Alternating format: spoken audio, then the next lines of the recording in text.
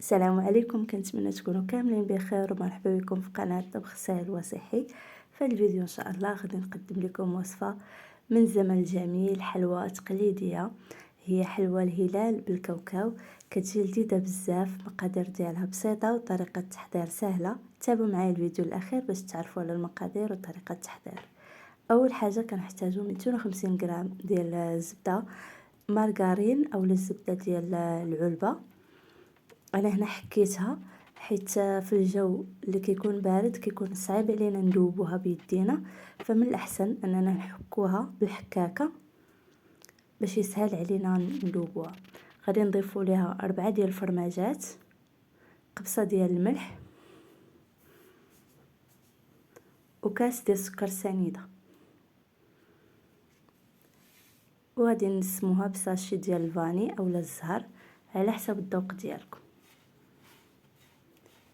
كنحاولوا نخدموا الزبده والفرماج والسنيده مزيان مع بعضياتهم.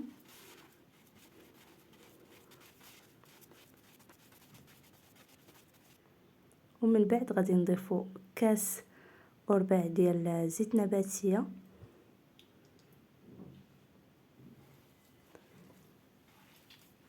وغادي نخدموا هاد المكونات كامله مع بعضياتها مزيان حتى نحصلوا على بوماد. يمكن لكم ديروا هاد المكونات كامله في الخلاط الكهربائي، اجيكم طريقه سهله. من بعد عاد تضيفوا الدقيق. غادي نحتاجوا البيضه واحده،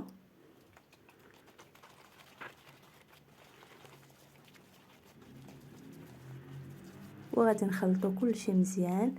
من بعد غادي نبداو نضيفوا النواشف اللي هي كاوكاو مطحون بالقشره ديالو.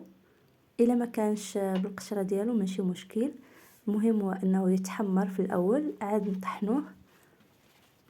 كنحتاجو 2 الكيسان.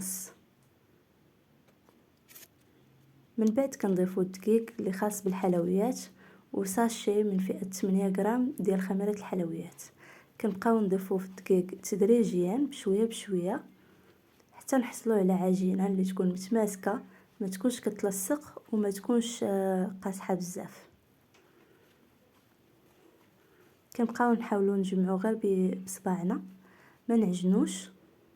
وهذه هي العجينه اللي كنحصلوا عليها كيف ما كتشوفوا معايا.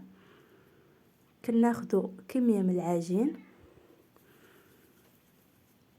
كنحاولوا نحربلوها على هذا الشكل، وكنبداو نشكلوا في الهلال بهذه الطريقه.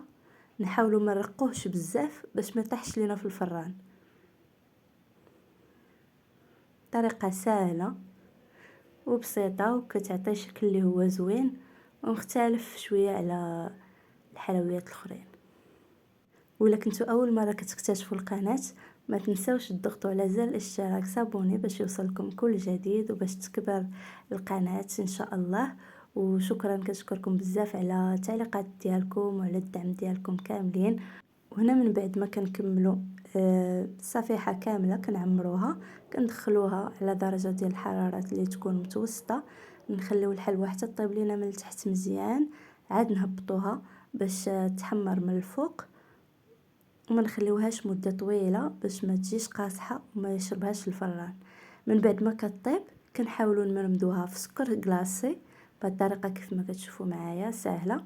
وهذه هي الحلوى ديالنا، كتجي هشيشه ولذيذه بزاف والشكل ديالها زوين.